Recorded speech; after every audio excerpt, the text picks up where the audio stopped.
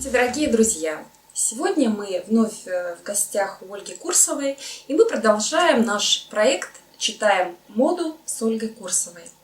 Совершенно недавно, к 8 марта, наш отдел подготовил виртуальную выставку новинок, которые поступили по рекомендации Ольги. Эта выставка была посвящена великим кутюрье мира моды.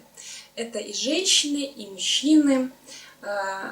Шанель, Скиапарелли, Гуччи, Маккуин, Армани, Диор. Все эти новинки вы можете взять у нас в отделе. Ну, а я со своей стороны готова задать Ольге первый вопрос. Скажи, пожалуйста, какие из перечисленных кутюрье вызывают у тебя особенный интерес, являются, так скажем, твоими любимчиками? Всем здравствуйте, благодарю, Катя, за вопрос. На самом деле среди кутюрье очень сложно выделить любимчика, потому что все они сами по себе уникальны, как люди и как создатели какого-то бренда, да, именно своим творчеством уникальны. Поэтому каждый прекрасен по-своему, но если говорить о людях, которые действительно, о кутюрье, которые оставили такой прям, люди-легенды, да, которые оставили колоссальный вклад в мире моды и были художниками в чистом виде, то это, конечно же, такие имена, как ты уже, в принципе, здесь сказала, это Dior, это Chanel, это Yves Saint Laurent, это McQueen и так далее. Если вообще говорить о таком понятии, как высокая мода, хот-кутюр, да, вот мы все знаем хот-кутюр, вот хот-кутюр это как раз-таки высокая мода, то само это понятие и сами великие дизайнеры, они появились даже не в прошлом веке. То есть это история, которая идет с конца 19 века. Просто эти имена, они забыты в силу того, что эти люди не создали своих модных домов. Как правило, имя дизайнера увековечивает его модный дом.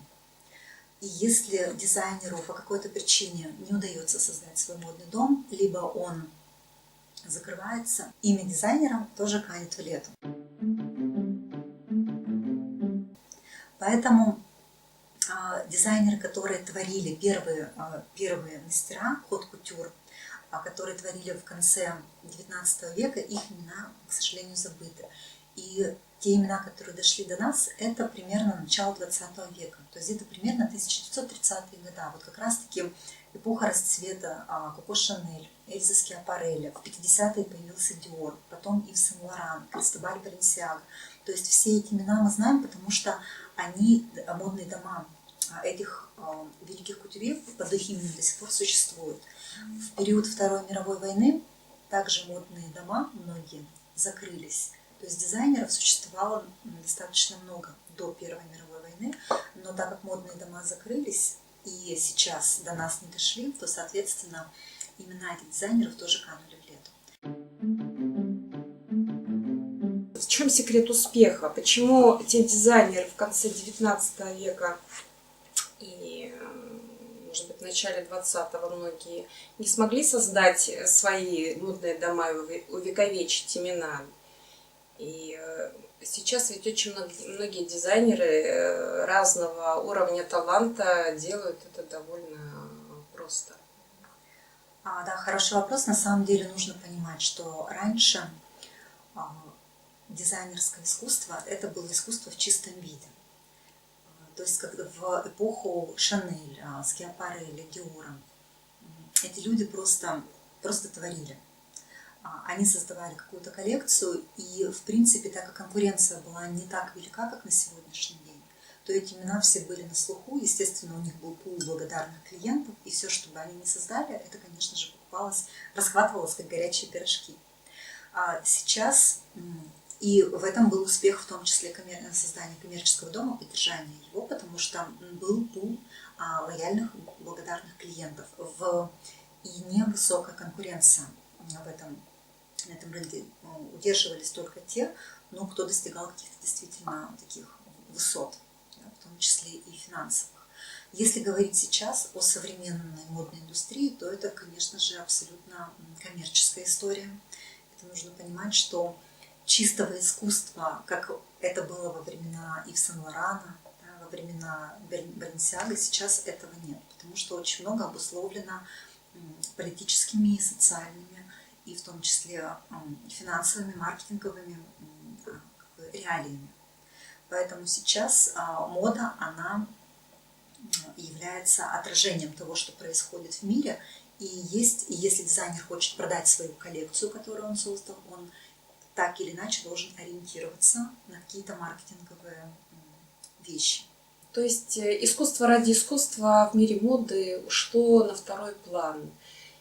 Скажи, пожалуйста, какие сейчас тенденции существуют в мире фэшн-индустрии, вот в этих успешных ателье?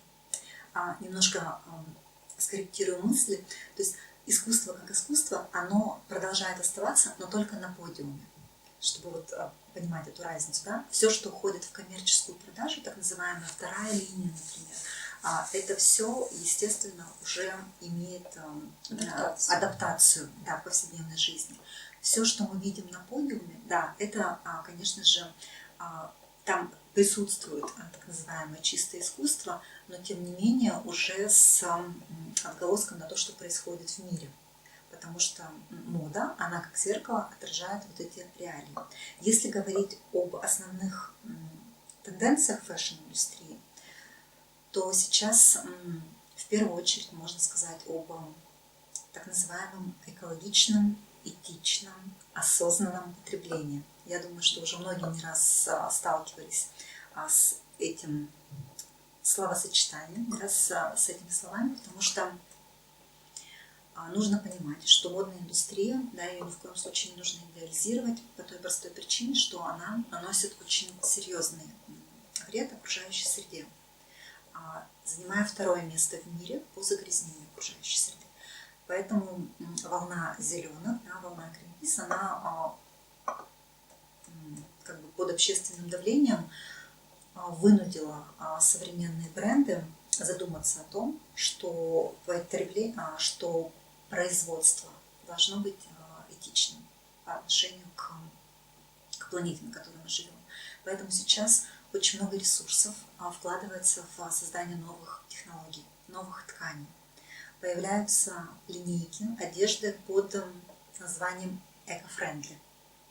Что это? Это говорит о том, что линейка одежды создана либо из вторсырья, из переработанного, либо из каких-то новых тканей, которые не нанесли вреда окружающей среде. Ну, то есть из каких-то экологичных тканей. Ну, как, например, например, кактус. Да, вот как вариант. Сейчас есть ткань, которая состоит из... Да, поэтому здесь можно только догадываться, да, что сейчас вообще происходит в лабораториях, в которых придумывают новые ткани, из чего их только не придумывают. Я читала о том, что есть ткани из рыбной чешуи, из листьев, из пальмовых листьев. Да, вот даже вот у H&M у них была целая коллекция, созданная из пальмовых листьев, то есть волокно создано из этого. Потому что основной урон индустрия моды ведь на самом деле наносит даже не столько через заводы, сколько через выращивание хлопка. Потому что хлопок, его технология его выращивания, она очень губительна для почвы. Да, мы это знаем. Поэтому, конечно, это не массово. Нужно понимать, что это всего лишь робкие попытки и даже иногда история маркетинговая, но тем не менее хотя бы бренды уже стали думать в эту сторону, что нужно придумывать какие-то новые технологии, потому что ресурсы планеты, они исчерпаемы, да, они ограничены. Меня интересовал вопрос, вот история моды, ну, возможно, история, которая начинается там, с начала 20 века или, может, с конца 19-го. Это история эмансипации женщины. Вообще так сложилось, что модная индустрия, она не вся про эмансипацию. Вообще, если говорить исторически, эмансипация зародилась в конце 19-го, начале 20 века, когда женщины освободились от корсета. Произошло это где-то примерно вот в в начале 20 века, где-то в 1910-х годах. И это не заслуга какого-то конкретного дизайнера, как это приписывают либо Шанель, либо Поле Пуаре. Это, во-первых, Первая мировая война, и нужно было понимать, да, что женщина с корсетом Не боеспособна? Ну, как минимум, не может помогать, да, в формате Красного Креста. И это был социальный и политически обусловленный процесс. То есть женщины были готовы к тому, чтобы от этого отказаться. И вот с этого момента, по сути, и начался процесс эмансипации. И все последующие дизайнеры, потому что дизайнеры, которые творили до этого, женщины-дизайнеры, они, конечно же, были... То есть гендер был очевиден. Потому что корсет – это очевидный гендер. А вот когда корсет ушел, то гендер стал размываться. То есть с уходом корсета, с началом эмансипации, гендер стал размываться. И такие дизайнеры, как Коко Шанель, Эльза Скиапарелли, то есть вот те легендарные дизайнеры, которых мы знаем с начала прошлого века, это как раз-таки вектор эмансипации. То, что мы имеем сегодня, спустя 100 лет, Феминизация. это, по сути, апогей феминизации. Потому что те дизайнеры, которые сейчас, те креативные директора, креативные дизайнеры, которые работают даже в рамках существующих модных домов, таких как Dior и Chanel, это, конечно же, дизайнеры абсолютно эмансипированные. И поэтому, как одна из очередных тенденций современной фэшн-индустрии, это так называемая гендерная нейтральность. Или ее еще называют гендерная флюидность. О чем это? Звучит красиво. Звучит красиво, смотрится не очень. Не то, что не очень. Не всем нравится. Не всегда обертка гарантирует содержание, да? Все-таки мужчины, как ни крути, да, они смотрят на женщину и хотят видеть силуэт. Сочные часы. Ну, как минимум. Да. Гендерная нейтральность, она, естественно, не предполагает силуэтов. Есть такие бренды, которые в ДНК стиля которых все равно заточена сексуальность и женственность. Ну, как минимум, Versace, модный дом Versace, да, и Donatella Versace, как яркий представитель все-таки не эмансипации, а вот именно женственности. Но в основной своей массе, если мы говорим о брендах современных, то это гендерная нейтральность. Это о силуэтах маскулинных. Когда покупается один костюм на двоих в семью. Какая экономия? Да, экономия хорошая. Вот кто первый встал, тот костюм и надел. Ну, примерно так, как бы это, может быть, нелепо не звучало. А второй работает на удаленке. Да, поэтому, возможно, тенденция ритейла придет к тому, что в ближайшей перспективе мы не увидим мужских и женских отделов. То есть мы будем заходить в магазин и будем покупать вещи унисекс. Эта тенденция, она набирала обороты вот на протяжении 100 лет, да, вот эта эмансипация. В 90-е мы получили унисекс. То есть, в принципе, мы с унисексом все знакомы, да, начиная с 90-х. Но сейчас то, что мы имеем, это даже не про унисекс, это про полное стирание гендера. То, что средний пол. Можно даже так сказать, средний пол. И вот это одна из еще одних ярких тенденций, так называемая гендерная нейтральность. А как ты относишься к вот этому направлению гендерной нейтральности? Покупаешь ли ты мужские вещи? Носишь ли их? Спасибо, хороший вопрос. На самом деле я во всем придерживаюсь здравого смысла, то есть не перегибая палку. Если мне сама тенденция, я не скажу, что она мне дико нравится, но это современные реалии, нужно просто принять как факт. Как у нас там? Принять, простить, понять и простить. Поэтому я лично для себя давно определилась с тем, что мужские вещи имеют место в моем гардеробе. Это футболки, это рубашки, это какие-то, возможно, аксессуары. То есть даже часть вещей из гардероба мужа, которые ему стали малы, я перетащила в свой гардероб. Потому что на контрасте мужского и женского их можно обыграть. То есть тут главное не уходить, это вот мой вектор, да? То есть когда я не ухожу в такую откровенную маскулинную историю, когда вообще в принципе непонятно, кто перед тобой, мужчина или женщина. То есть, если это все на уровне логики и здравого смысла, то, опять же, мода – это игра. Это одна из возможностей поиграть вот в предложенную историю. А к чему это все, куда это все приведет, ну, тут можно вот попкорном запастись, наблюдать, куда это все выльется, потому что вариантов развития событий много. Оля, а вот ты говорила о том, что мужской костюм, если женщина проснулась первой и первой отправилась на работу, то она вполне себе может его надеть и оставить мужчину один на один с женским гардеробом. То есть современный мужчина как бы способен воспользоваться такой уникальной возможностью и пройтись в платье на каблуках до места работы или куда-нибудь. На самом деле, наблюдая за тем, что происходит на подиумах в последнее время, наблюдая за селебрити, особенно такого молодого возраста, мы видим то, что сейчас вот эта гендерная нейтральность, она не только про феминизм, она про то, что мужчины начинают очень много вещей из женского гардероба адаптировать к себе. И это и про юбки, и про платья, и про каблуки, и даже про особенности бьюти, например, накрашенные ногти, прически и так далее. И это абсолютно гетеросексуальные ориентированные мужчины, да? Это не про какие-то отклонения, это именно про такое вот самовыражение, про стирание гендера. Что хочет конкретно каждый человек этим сказать, да, это его личное решение, но тем не менее нужно просто понимать, что такая тенденция тоже есть. И это, если опять же углубиться в историю моды, такое было не раз.